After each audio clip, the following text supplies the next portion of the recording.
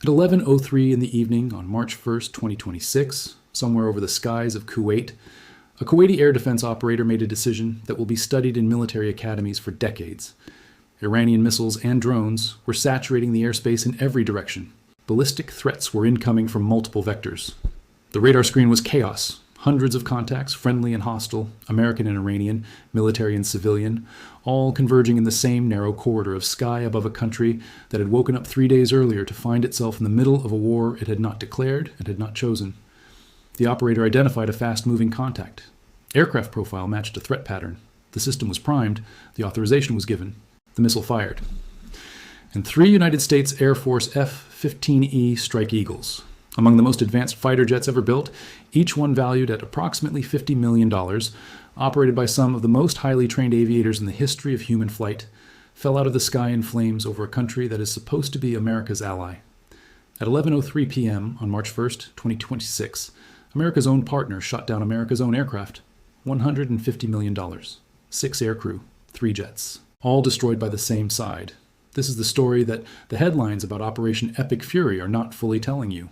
Not because anyone is hiding it, CENTCOM confirmed it publicly within hours, but because in the avalanche of events consuming the Middle East right now, a friendly fire incident that destroyed 3 of America's premier strike aircraft in a single night has been treated as a footnote rather than what it actually is, a precise and devastating illustration of the fundamental danger of this conflict. When you are fighting a war in a sky so saturated with missiles, drones, aircraft, and electronic interference that your own allies cannot reliably tell your jets from the enemy's weapons, you're not fighting a contained military operation. You're fighting chaos. And chaos, as every military historian knows, kills indiscriminately. It does not check uniforms. It does not read IFF transponders carefully enough. It fires first and asks questions later. Because in the moment when the radar shows an incoming contact and the missiles are already in the air, there is no time for questions. To understand how 3 American F-15Es ended up in flames over Kuwait, shot down by Kuwaiti air defenses, you need to understand what the skies over the Persian Gulf have looked like for the past 72 hours. On Saturday, February 28, 2026, the United States and Israel launched Operation Epic Fury, one of the most complex joint military operations in modern history. In the first 24 hours alone, American forces struck more than 1,000 targets across Iran. More than 100 aircraft launched at H-hour in a synchronized way from land bases and carrier decks simultaneously, fighters, refueling tankers, airborne early warning aircraft, B-2 Spirit stealth bombers, and unmanned systems, all moving together in a coordinated strike package of unprecedented scale. The opening hours were described by Pentagon officials as one of the most complex joint operations in recent memory. Khamenei was killed. More than 40 senior Iranian leaders were killed in the opening salvos. 9 Iranian naval ships were destroyed and sunk. The IRGC headquarters was struck by sea-launched missiles. B-2 bombers carrying massive ordnance penetrators hit hardened underground facilities. The first night of Operation Epic Fury was, from a purely military execution standpoint, the most powerful display of American firepower since the 2003 invasion of Iraq. Iran's response was immediate, massive, and deliberately designed to spread chaos across every country in the Gulf that had provided even tacit support for the strikes. The IRGC launched what it called Operation True Promise 4, hundreds of ballistic missiles, and over 800 drones targeted at U.S. military bases and allied nations simultaneously. The target list was comprehensive and deliberate. Udeid Air Base in Qatar, Ali Al Salem Air Base in Kuwait, which also hosted Italian soldiers, Al Dhafra Air Base in the UAE, the U.S. Navy. 5th Fleet headquarters in Bahrain, military and civilian infrastructure across Jordan and Saudi Arabia, and residential areas of Dubai within proximity of the Burj Khalifa, the Dubai Marina, and the Dubai Palm. The Fairmont. The Palm Hotel was set on fire. The Crown Plaza Hotel in Bahrain's Manama was hit by an Iranian drone. An Iranian missile penetrated layered air defenses and hit a fortified tactical operations center at an undisclosed location. The Erbil International Airport Air Base in northern Iraq was struck. Kuwait International Airport was hit, causing injuries and forcing temporary flight suspensions. Smoke was visible from the U.S. Embassy in Kuwait City. Explosions were reported at major airports in Abu Dhabi. Iran attacked Dubai, Bahrain, Kuwait, Jordan, Qatar, Saudi Arabia, and the UAE, essentially every nation in the region with an American military footprint, in a single sustained campaign launched simultaneously across thousands of miles of contested airspace. Now picture what the radar environment looked like over Kuwait at 11:03 p.m. on March 1st. Kuwait is a small country, approximately the size of New Jersey. Its entire airspace was being contested by Iranian ballistic missiles coming in from the north, Iranian Shahed drones flying at low altitude from multiple directions, American aircraft flying combat missions in support of Operation Epic Fury from Ali al-Salam Air Base, and Kuwaiti air defense systems firing interceptors at every identified threat. The electromagnetic spectrum was saturated. GPS navigation was degraded by Iranian jamming. The sky above Kuwait City was full of things moving fast and flying toward things that needed to be protected. Pentagon officials confirmed that Qatar, the UAE, Kuwait, Jordan, and Saudi Arabia were all operating air defense systems alongside American Patriot and THAAD batteries, meaning multiple different national systems, using different identification protocols, different communication frequencies, different threat classification algorithms, all firing simultaneously in overlapping airspace with no unified command structure governing every trigger being pulled.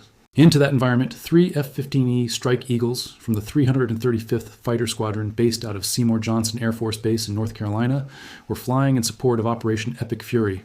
The F-15E Strike Eagle is a twin-seat aircraft, a pilot and a weapons systems officer in the rear seat, each one a specialist with thousands of hours of training, each one representing an investment of years and millions of dollars in human capital on top of the $50 million aircraft they were operating. According to the aviationists' analysis of the incident, the aircraft were likely flying as part of the defensive effort against the Iranian missile and drone barrage, not conducting strike missions deep into Iran, but flying over friendly territory in Kuwait, performing the kind of defensive intercept operations that should, in any rational scenario, be the safest possible mission profile. You are over Allied territory. Your allies know you are there. You are fighting a common enemy. The threat should be below you, not around you. Here's the technical detail that makes this incident not just tragic, but systemically alarming. The F-15E Strike Eagle is not equipped with missile warning sensors for infrared guided missiles. This is a documented capability gap that has been known in aviation circles for years. What it means practically is that if a short-range air defense system fires an infrared guided surface-to-air missile at an F-15E, the aircraft and crew receive no warning. There is no alarm. There is no audible tone telling the pilot that a missile is tracking the heat signature of his engines. The crew would not necessarily expect a surface-to-air threat at all because they were flying over friendly territory in Kuwait, not over Iran, not over contested airspace, over a country that hosts American forces and has been operating alongside American air defense systems for days. The missile came up from below, from a system that classified the F-15E as a threat. In a sky so full of threats that the classification was, from the Kuwaiti system's perspective, at least statistically defensible. The crew ejected. The aviationists confirmed that at least 3 different crew members were safely on the ground, found by locals and transferred to Kuwaiti authorities. CENTCOM confirmed all 6 aircrew ejected safely and are in stable condition. Kuwait's Ministry of Defense confirmed several United States military aircraft crashed and said that all crew members survived. Kuwait stated it was in direct coordination with U.S. authorities and that an investigation is in progress. The official CENTCOM statement is worth reading carefully because of what it both says and does not say. At 11:03 p.m. ET, March 1st, 3 U.S. F-15E Strike Eagles, flying in support of Operation Epic Fury, went down over Kuwait due to an apparent friendly fire incident. During active combat, that included attacks from Iranian aircraft, ballistic missiles, and drones, the U.S. Air Force fighter jets were mistakenly shot down by Kuwaiti air defenses. The key phrase is apparent friendly fire incident. Not confirmed friendly fire, not an accusation against Kuwait. Apparent, pending investigation. The statement goes on to note that Kuwait has acknowledged the incident and expressed gratitude for Kuwaiti efforts. Diplomatically, this is exactly the right language. Operationally, it describes something that has not happened to American F-15Es in the history of the aircraft, being shot down by an Allies air defense system, 3 of them in one night over the Allies' own territory. The cost of those 3 aircraft in raw dollar terms is approximately $150 million. That number, large as it sounds, understates the actual loss. Each F-15E represents not just the aircraft's purchase price, but the entire logistical and maintenance ecosystem built around it. The spare parts, the trained technicians, the support equipment, the base infrastructure. More importantly, each aircraft represents a capability that cannot be replaced overnight. The U.S. Air Force's F-15E fleet is finite. The aircraft are aging. The oldest Strike Eagles are approaching 35 years in service. Production of new F-15EXs is ongoing, but not fast enough to absorb combat losses on this scale without impact on overall force readiness. 3 aircraft in one night from friendly fire in an operation that has already been described as needing 4 weeks or more to complete is not an abstraction. It is a subtraction from the force available to fight the next 25 days of Operation Epic Fury. But here is the dimension of this story that no outlet is placing at the center of its coverage, and it is the dimension that your instincts should be screaming at you. Kuwait is one of America's most important partners in this operation. Kuwait hosts Ali Al Salam Air Base, one of the key staging points for American air operations across the entire theater. Kuwait's air defenses have been operating alongside American Patriot and THAAD batteries since the moment Iran's retaliatory strikes began. Kuwait has been intercepting Iranian drones and missiles for 72 consecutive hours at the time this incident occurred. According to Reuters and multiple regional sources, Kuwait intercepted hostile drones on the third consecutive day of Iranian retaliatory strikes, meaning Kuwait's air defense operators had been awake, stressed, operating under fire, and making split-second identification decisions for 3 straight days before 11:03 p.m. on March 1st arrived. 3 days of sustained air defense operations in which every unidentified contact is potentially an Iranian weapon, in which the cost of a wrong identification in one direction is a missile hitting an American base. The cost of a wrong identification in the other direction is what happened to those 3 F-15Es. The operators were not negligent. They were human beings operating at the extreme edge of human performance under conditions that military systems were never designed to sustain for this long without error. This brings us to the structural problem that the friendly fire incident exposes in the most visceral possible way. Operation Epic Fury is a coalition war being fought without a unified air traffic management system across the entire combat zone. Every Gulf nation operating air defense systems alongside American forces is using equipment from different manufacturers, operating different identification friend or foe protocols, communicating through different command channels, and making independent threat classification decisions in airspace that is shared with American aircraft flying combat missions. This is not a failure of preparation. American and partner forces have been conducting joint exercises for years and have established coordination mechanisms.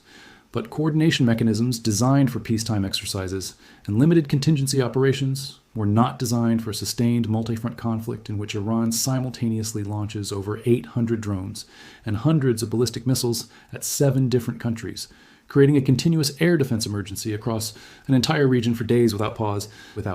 When Iran launched Operation True Promise 4, it did not just launch a military attack. It launched an electromagnetic and operational saturation campaign specifically designed to overwhelm the capacity of partner air defense systems to make accurate threat classifications.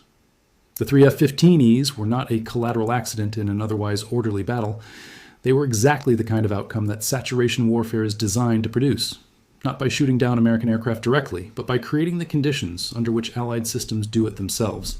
There's a young Kuwaiti air defense officer somewhere in Kuwait right now who has to live with what happened at 11:03 p.m. He or she was doing the job, defending Kuwait against the Iranian missiles and drones that had been hitting their country for 3 days, that had struck near Kuwait International Airport, that had struck Camp Buehring, that had killed people and injured others and forced flight suspensions and driven Kuwaiti civilians into shelters. The classification was made in the fraction of a second that air defense systems allow for classification. The missile was fired, the F-15Es went down, the investigation is ongoing, and that officer's name will never appear in any public account of this incident, but the weight of what happened is not distributed along the bureaucratic lines that official investigations draw. It is distributed across the entire system that created the conditions for a mistake that was, in some tragically precise sense, statistically inevitable long before the first aircraft took off that night.